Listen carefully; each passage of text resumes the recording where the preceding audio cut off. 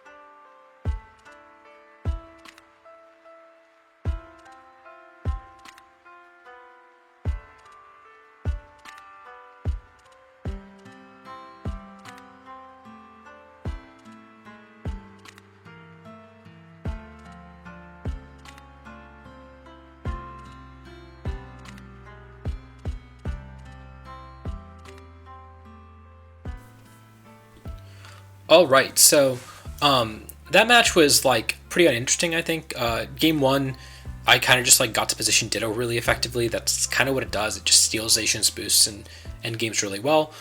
Game two was, I thought like Thunderous was going to be really good because they didn't bring Grimmsnarl game one, and then they brought Grimmsnarl game two. And suddenly Thunderous is a lot worse, but it still was putting in work, honestly, because they like didn't take the Grimmsnarl Gambit or whatever you want to call it, and I kind of just picked up the KO, and then Thunderous was going in, then it got frozen, which really sucked. I thought like I didn't think the game was over, but I thought like I had the game almost locked up if it didn't get frozen, and then I managed to like maneuver my way out of it. They like called the honestly they even called one of the Amoonguss turns right, but like yeah, it kind of just worked out. The Gastrodon being slower than Amoonguss also kind of came up because it might have been able to Ice Beam and KO it. I'm not really sure if that would have KO'd because it was a -2, but yeah, that was round two, pretty straightforward. And let's just move on. And so round three, I was facing Ike or Ike.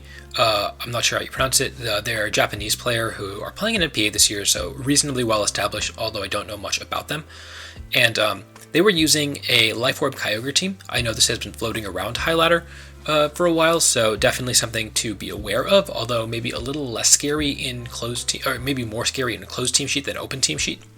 And they were also using Raichu, and I think I mentioned in my team report that like I was using Slow Zacian because I didn't think that there was anything in between Thunderous and base 100s in terms of speed, and of course Raichu does fit right in there in that speed tier. So I was maybe at a little bit of a disadvantage because they could like Electro before my Zacian moved, and that would be really bad with the Kyogre. But they also didn't know that going into it, right? I just had to play around it a little bit, but they didn't really know that they were going to be faster. And I don't know if they've ever figured it out, actually. Maybe some point in game 2 or 3. But I decided that I was going to lead Palkia Zacian because normally I would bring Thunderous to this matchup, but Raichu kind of invalidates my special Thunderous because it redirects the Eerie Impulses that I want to click and the Thunder Waves that I want to click. So I ended up dropping it for Ditto and leading just very aggressively, trying to get my Zacian special defense boosts. Also Raichu didn't have Eerie Impulse, which is really important because it meant that my Palkia was still pretty safe to Dynamax right away. And so I just kind of went for a line where I was going to try to stack special defense boosts and kind of outbulk this Kyogre and get rid of the Raichu in the early game so that Zacian could deal with things in the late game, or Amoonguss could deal with things in the late game, just like everything that Raichu kind of ignores, and then hopefully also, of course, Ditto can copy a Kyogre or a Zacian profitably and kind of win the game from there. And so yeah, that was my thought going into the game. I will let you guys watch it and see what you think, and then I will hop back in towards the end of the game.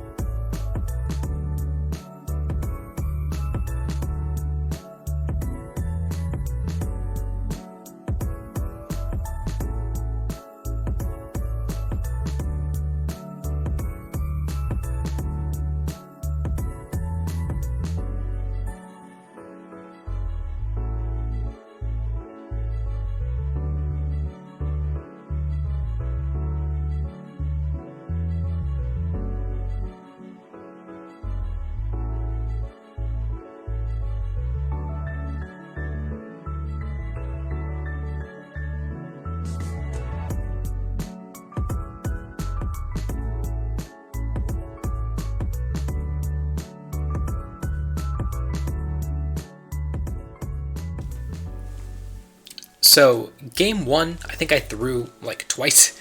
The first was I went for Earth Power into a Zacian that switched out into an Incineroar, and I could have inferred they had an Incineroar in the back, maybe not entirely, but like it wasn't a bad bet. And I could have clicked Hydro Pump into the Zacian to cover for that.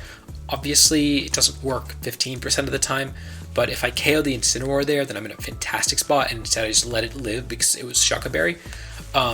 So that was like, I don't know, that was just kind of a brain fart. And then I also did not protect the Palkia when I could have protected it, and no matter what happens, provided I don't get fully paralyzed, I think I win the game against in the end game with Ditto, and I just like didn't do it. I don't know why. Like it was just I just didn't play that game one, end game, mid game very well, and yeah, just like it was not a great game for me, and I don't know, it was still early. Game two, you could argue I got lucky. I mean, I certainly did get lucky with the double protect. I think that we need to normalize going for double protect earlier in the game, just because that was a situation where my Amoonguss was going down anyways, and I just went for double protect because I could. And if I got it, I felt like I was in a position where I would win really easily, and I got it, and I got rewarded for it. So there's no reason to like click Spore there. That was never going off. So or Rage Powder when I was always dying to the first hit. So I just kind of went for it, and I got it, and I got very lucky. I also didn't get fully paralyzed a lot this set, even though I had a lot of chances to, and I think that's positive luck, right? That's hacks in my favor because I had a lot of chances to get paralyzed and didn't, and that worked my way into my favor. And of course, in game two, I just got to like bring in a Scarf Kyogre basically and win the game from there. And so game three, they brought Thundurus, and I kind of did what I do against Thundurus, which is kind of Max Geyser through it. And I mean, that also was a great showcase of like why bulkization is really cool and why it doesn't need to outspeed Thundurus. Like in that position, I was never outspeeding Thundurus anyways because it was always clicking Airstream turn one, and going first before the Thundurus move didn't actually make a difference. But because I had all that bulk, I got to live the high horsepower from Rillaboom, and I think I remember calcing it at during the game and saying, oh, Grassy Glide is actually like a favorable roll to kill from where I was at. But if I get one turn of recovery, then it's suddenly not going to kill. And so I did have to protect. And I think it was like I protected and I spored the Rillaboom because this was the last turn of Grassy Trade, and I thought they would have to switch out if they didn't like Grassy Glization. And they switched out the other slot, and that put me in a really fantastic position. And that's how I ended up winning that game. But I thought I had it covered for all because of bulkization. Like bulkization won me this set. I don't know exactly what calcs you need, but I'm pretty sure that if I was just like fast outspeeding Thundurus, then the same thing happens, but the high horsepower KOs, and I just kind of lose. So yeah, that's pretty much how I beat Ike or Ike. Good games, and yeah, bulkization is goated. So round 4, I play against SakuraK. I'm not really sure who this is, but they were on a Kyurem white team. And again, open team sheets are in the description. This is the third Zacian I've played in a row, and all three of them have not had play rough. So obviously, as a Palkia player, we take those. You know, that's really nice for the matchup. They also had like natures on their team sheet for whatever reason. I don't know if those natures are accurate. I kind of assumed they were, and the most notable one being that it was timid Kyurem instead of like a modest Kyurem, so I might have had a chance to outspeed it with my Palkia, but no, with timid, I knew I wasn't outspeeding it. Also Jollyization, so I knew they weren't going to be very bulky. Just a couple things like that you probably don't want to reveal. So yeah, so going into the set, obviously similar game plan where I basically have 2 Zacians on my team, so Kyurem White is theoretically not going to be a problem because I can either kill it with my Zacian or like Ditto it and kill it, provided it doesn't have speed control. And so I led really aggressively to try to like immediately get rid of Whimsicott, especially knowing that they didn't have a ton of great switch-ins to like a Behemoth Blade. And I really just did not respect Thundurus at all with the lead. My game plan was like, I'm just going to fake out Behemoth Blade to this Whimsicott and it's going to die. And I did not consider the fact that Thundurus could be led, and thankfully they did not lead at game 1, and it just like the entire game plan worked out in my favor. And yeah, I mean, I guess I'll let you watch the game and then we'll talk about it afterwards.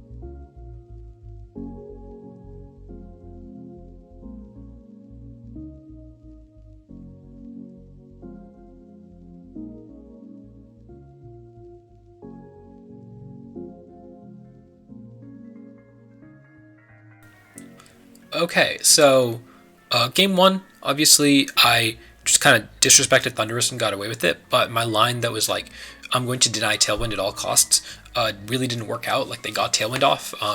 Ditto didn't do anything, and Ditto was never doing anything in Tailwind, and so I opted to bench it game two, even though like I won game one, because I decided that, okay, well, if they clearly prioritize getting Tailwind up, they recognize they need to beat Ditto. What if I just like play a lot slower a game, punish them for having like a Pokemon that doesn't do anything, and yeah, I mean, you're kind of seeing how that played out.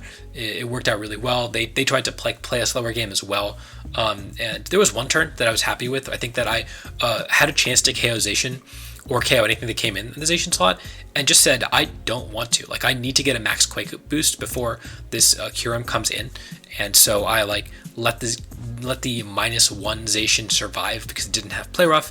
And then got my Palkia in to get a Quake boost off, and then left the Zacian for the late game.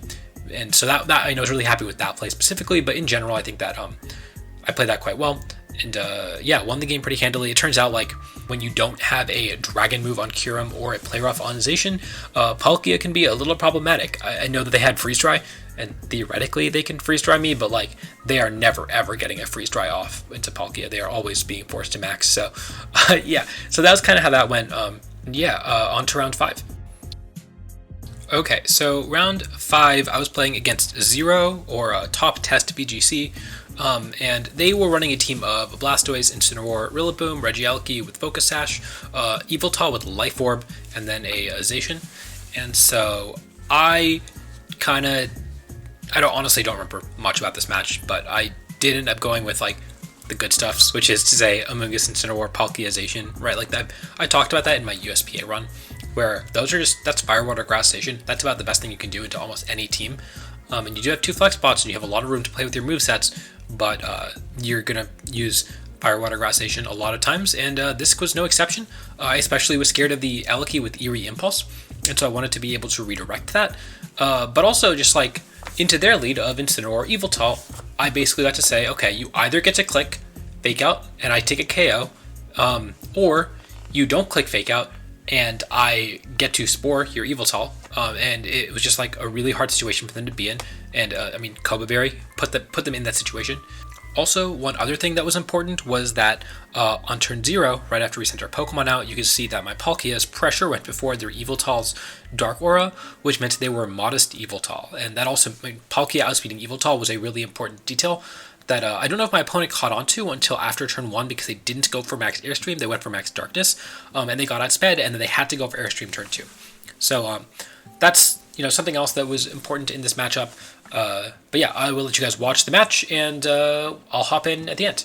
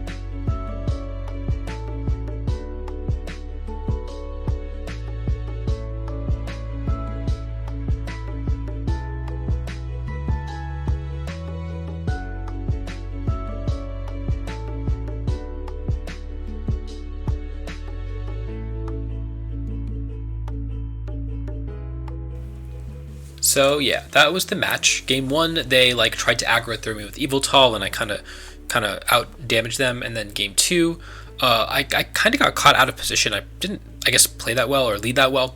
And then I decided I had to call one turn right, and just like made the read that they were going to protect Eviltal, and it paid off, and I was back at parity at that point.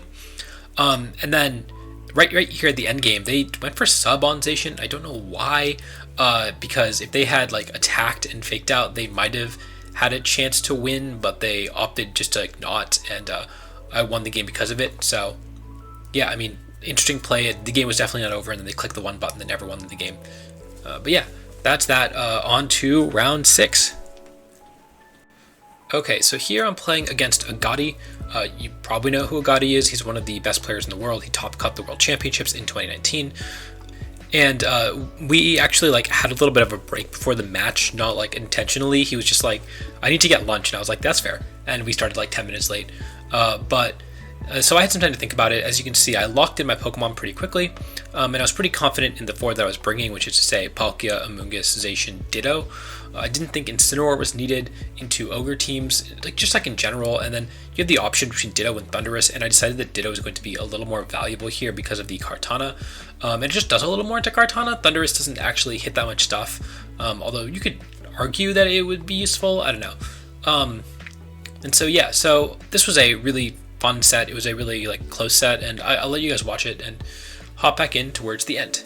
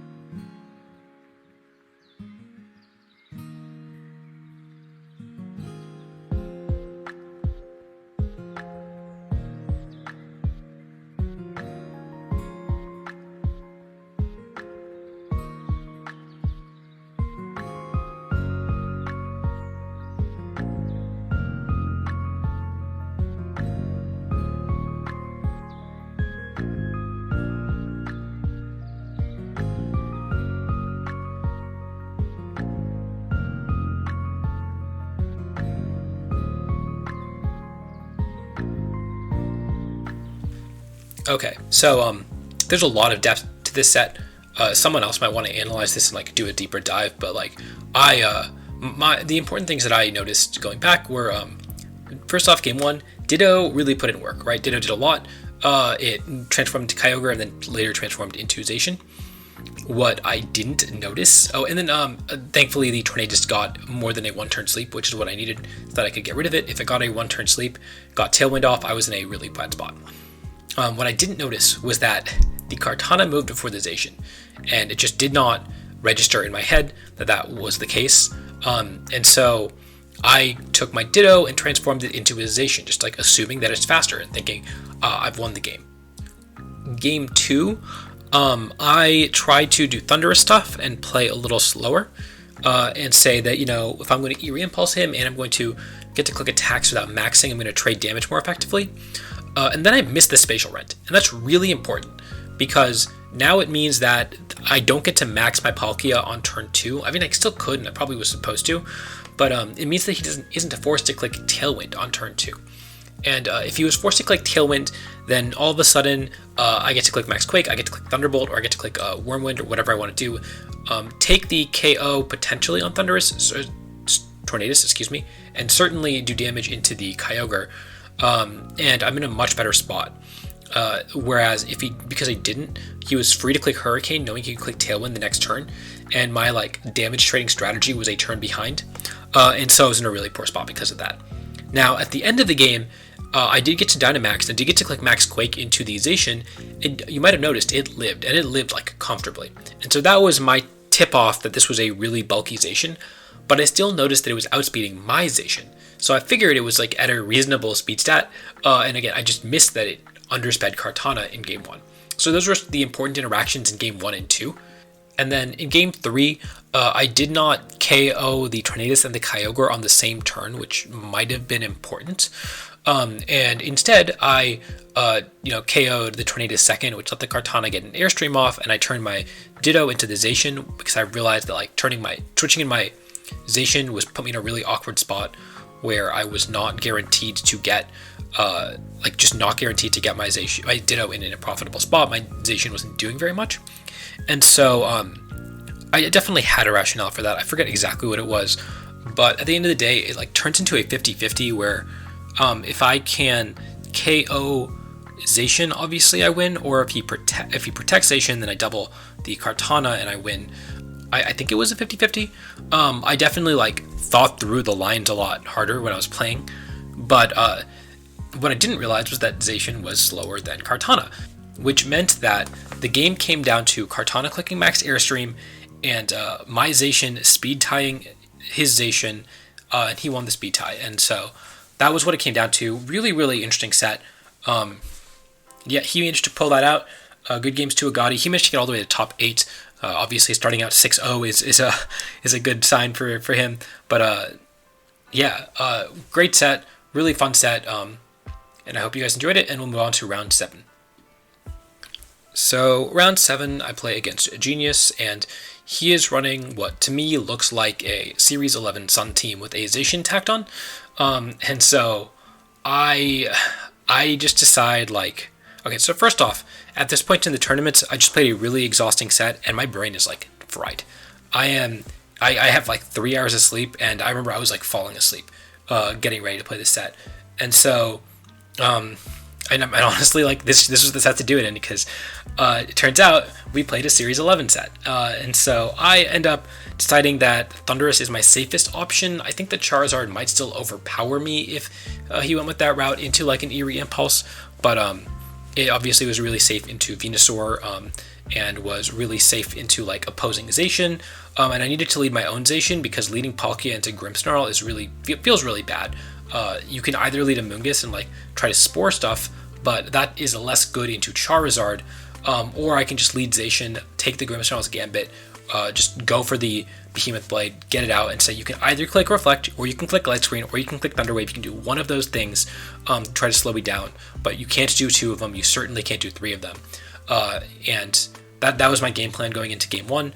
He clicked Reflect, which is reasonable in front of a Zacian, and I like immediately get rewarded for clicking Thunderwave because he gets fully paralyzed because he's using a Series 11 team, and we were playing a game of Series 11. And so I'll let you watch the rest of the set and hop back towards the end.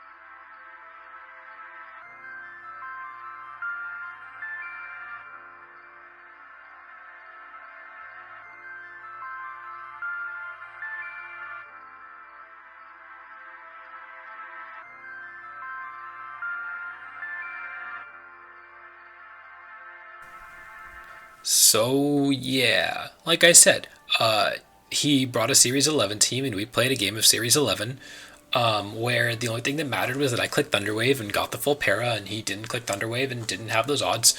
Um, and like he clicked Sleep Powder and missed the Sleep Powder, and I won the game. And honestly, that was exactly the game of Pokemon that I needed. You know, after a hard loss, like as I was falling asleep, waiting for my second cup of coffee to kick in, needed a game that was exactly as brain dead as that. And I mean, I think that if you're going to bring that team to a tournament and you're going to play 9 rounds with it, and you're relying on like hitting your P Blades, and you're going to opt into games where you're going to get Thunderwaved for like turn 1, and you're going to like, you know, have to hit your Sleep Powders, like you're going to go 6-3, and I'm just lucky that I was one of the 3 and not one of the 6, because it easily could have gone the other way. But yeah, that was a game of Pokemon. No need to reflect on that. I got pretty lucky there, but we take those. Okay, and so round 8, I'm playing against Elle, and if I win, I'm in top cut no matter what. And I'm playing against the team that is featured on the channel by NJ and North, and so my game plan is really simple. I want to make my Ditto a Calyrex, right? Like that's the idea into most Calyrex teams, especially a team like this where it's Sash Calyrex, you just need to chip it once, and then you can usually do that pretty consistently. And so that's kind of what I'm going for the entire game 1. We also had a disconnect in the middle of game 2, at the beginning of game 2 rather, and I'll kind of talk about that towards the end. But yeah, enjoy the games.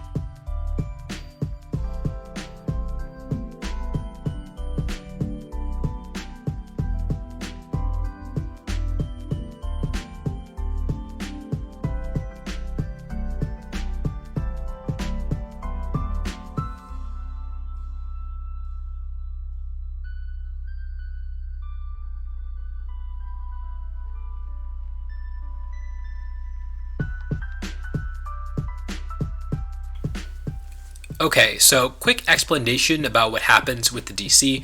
As you can see, someone DCs, I'm connected to the internet, they also claim to be connected to the internet, but as the turn plays out, like, it is very clear that I am way ahead with that turn. So a couple things to note. I did calc that Zard is a roll to KO the Incineroar, but it's a favorable roll, or to roll in my favor. And so I say, okay, I want to make sure that this exact same thing happens again. Because I got the parting shot off, I got the geyser off, I correctly said, like, they led their two non-restricted, they don't have a Gastrodon in back. And so after some discussion with the judge, they agreed that we will make sure to play the turn out with the exact same thing happening, with the exact same 4 Pokemon brought. And as long as my Incineroar lives and gets a parting shot off, and their Groudon goes down, and their Charizard moves before my Palkia, because I think they thought it was a speed tie, as long as those two things happen, we'll do it. And in the first try, it doesn't happen. Their Charizard moves first. And then also, the second time they do it, they switch the slot to their Pokemon, which is something they didn't notice. Something I forgot to mention in the Agati game is he was very smart about switching the slots that his Pokemon came in on in Game 3, just to like throw off Ditto a little bit and make sure that Ditto game plans were less consistent. And this person did that, and I don't know if they realized it, but I didn't say anything because it made my life easier, right? It just it meant that I was more likely to get my Ditto into the Calyrex. And so that's what happened. I guess we're almost to the end now. And so I think I throw. Like, I definitely throw here. I just don't realize that I need to chip into Calyrex. I think that it's all good. And I guess I'll let it play out, and then I'll talk about it at the ending.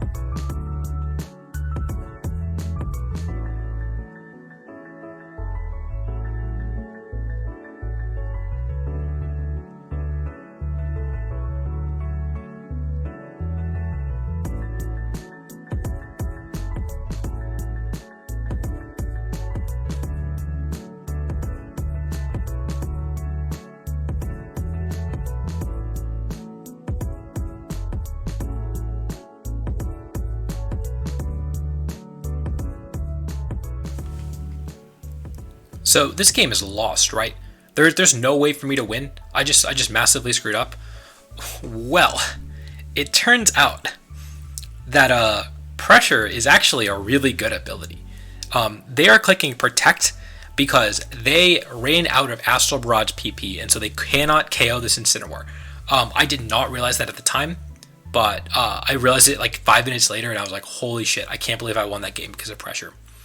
And so that's how I won a game, by PP stalling a Calyrex.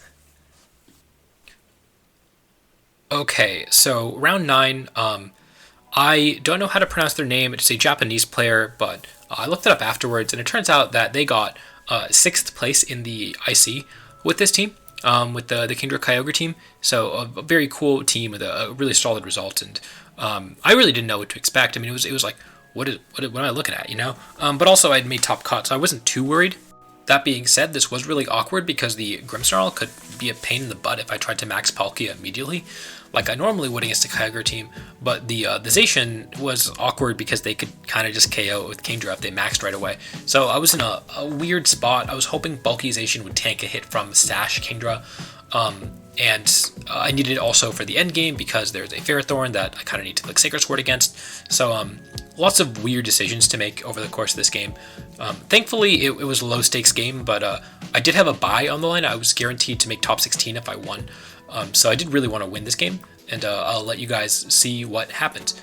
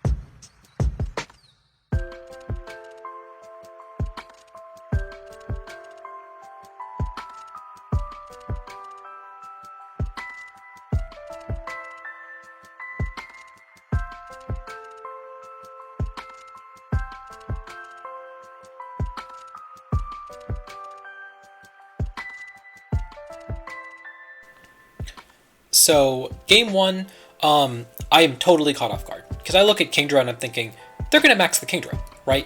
And it turns out no, they are going to max the Kyogre and Icy Wind, and I just immediately lose a ton of momentum because I lose my Zacian. But thankfully, Ditto is a really good Pokemon, and their Ferrothorn does not have Body Press, which means that my Ferrothorn can, while his Ferrothorn, pressure the Kyogre, and then I think I make the really smart play of like getting the Ditto out of there so it could turn into the Zacian when I knew he was going to KO the Palkia. And then I had to make a read of whether or not it was going to protect with Ferrothorn, and if I called it wrong, I'm pretty sure I immediately lost. So I went for close combat into Zacian, saying this has to KO. If it doesn't KO, I never win the game anyways. And I not only called that he's protecting correctly, but I'm pretty sure I got a favorable roll to KO Zacian. I looked it up and it was like a 25% roll to kill, so I got very, very lucky that turn. And yeah, I win game one because of that. And then game two, I realized that Kingdra doesn't have a Dragon move. Neither of these Pokemon can actually hit Palkia, and I think Amoonguss might live an Airstream into Water Spout. Maybe not, but I decided that like just playing Amoonguss games is probably the best thing to do.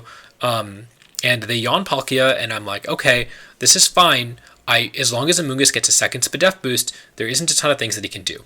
And then for some reason, whatever reason, he gives me the Zacian for just throws it away, and I win the game because of that. I don't know, maybe that was an aggressive play on their part that they didn't need to make, and yeah, I thought that I was in an okay position by just saying my Palkia is going to trade Sleep Turns with the Kyogre, but obviously the Amoonguss putting in work there and winning me the set. So moving on to top 16, I was the second seed after Swiss, and I believe the cut was 26 or 27 people, so the top 5 or 6 players got a bye, which is really convenient. I knew that I was either going to play Ink or Scale Scarlet in top 16, and thankfully they both were running very, very similar teams. They both had Zapdos Kyogreization stuff, and so I didn't actually playtest the night before the top cut, but I did just think about it a little while, and I didn't have to think too hard because it turns out that at least Ink's team with the Amoonguss variant, this is what the Thundurus is made for, right? Eerie Impulse is really good. Safety Goggles means you entirely blank the Amoonguss slot. It just can't do anything to you. And Eerie Impulse just slows down the entire game, and Taunt stops the Amoonguss when you need to stop it. So I was really comfortable. Also, my own Amoonguss was really powerful into his team. He did not have a ton of ways to take attacks from the Amoonguss, or take the spores from the Amoonguss specifically. And so kind of the same game plan where I really wanted to abuse Thundurus and Amoonguss with my Palkia, and then of course Zacian can clean up the game from there. And if I really need to switch it up, I can always go Ditto. So that was my thought going into the set with a night I got to sleep on it basically. And yeah, I'll let you guys see what happens.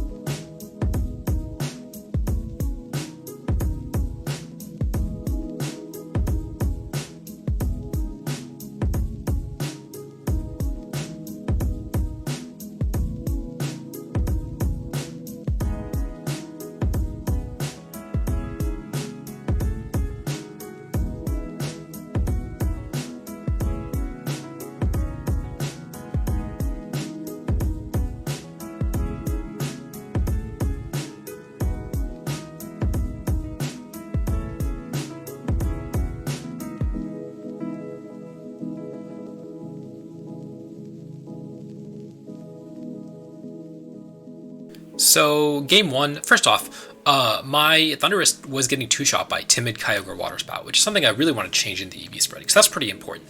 But also, I thought he was in a really good position after he protected the Amoonguss. And he told me afterwards that he felt the need to switch out the Amoonguss because it was in Wormwind range. But I did not know that because I didn't know his EV spread.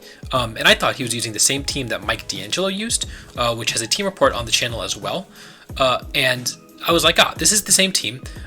He has the same EV spread because they're both on the Blizzard, so they probably share information and talk. And it turns out that no, he just has less special defense, and so Max Wormwind would have always KO'd, and you need to make that switch. But I thought, I'm going to sleep no matter what I'm doing. I might as well try to get some death boosts on this Amoonguss and try to win that way, and then he just gives me the Zacian for free. And so that worked out in my favor a lot. It was maybe an unnecessary play on his part, where he just maybe could sack the Amoonguss at worst or get the sleep off at best. And I kind of win game 1 from there. And then game 2, I really just blanked the Amoonguss slot, and that's kind of what I was aiming to do with the Thunderous and the Amoonguss. Thunderous puts in a lot more work, Amoonguss puts in a lot more work, and it was actually a pretty interesting game because he didn't give me the Zacian for free. Although I think part of that is because I went for a max Geyser into Zapdos at one point, and I timed out when I was trying to click the move, and so I didn't Dynamax, and I clicked Spatial Rend. I clicked Spatial Rend into a Zacian on accident because I was trying to Geyser the Zacian, and it switched out into Zapdos, so it looked like a pretty smart read. And he commented on it after the set, and I was like, yo, that was a pretty good read, and I'm like, I did not mean to do that, but also it missed, so it didn't matter. But yeah, so I think if I got that Geyser off and just KO'd the Zapdos, it was maybe a little more linear a game. But I was in a pretty solid spot just by completely denying the Amoonguss, and that was a pretty ideal matchup for Thunderous and Amoonguss to show up. But also, those Pokemon are just inherently very good into this sort of rain team, and so they just kind of did what they were supposed to do. But yeah, if you want to watch my top 8 and top 4 sets, they are on the Victory Road YouTube channel. I will link them in the description. They were streamed. You can watch some amazing commentators talk about them instead of listening to what I had to say about them. The TLDR is that in top 8 I played against Colossal, and it turns out Colossal does not really have a Palkia matchup. And then in top 4 I played against Joe, who ended up winning the tournament. And game 1, I don't remember exactly what happened, but I lost. Game 2, I put up a masterpiece of a performance with Ditto. I was really happy with how Ditto played. And then game 3, he suckers me into not bringing Amoonguss because he brought the 4 Pokemon on his team that actually deal with Amoonguss. And then he brought Grimmsnarl, which I really need Amoonguss against. And he never brought Kyogre the entire set. And so instead of bringing an Amoonguss, which would have been really good into Grimmsnarl, I am forced into a lead that is forced to max Palkia into screens, which is really awkward and did not play well at all, and kind of get blown out game 3. And so that's kind of what goes down in that set. Actually, I think I got unlucky game 1. I vaguely remember that happening. I don't remember exactly what happened. You have to watch the sets to find out. I'm not going to rewatch those. But yeah, you can check those out. Obviously, comment, subscribe. Let me know what you think of this format, because I do plan on doing something like this for most of the other online tournaments that I plan on playing in for the foreseeable future. I think this is a really cool way of showing my games without streaming them live. And yeah, until next time, I will see you all later.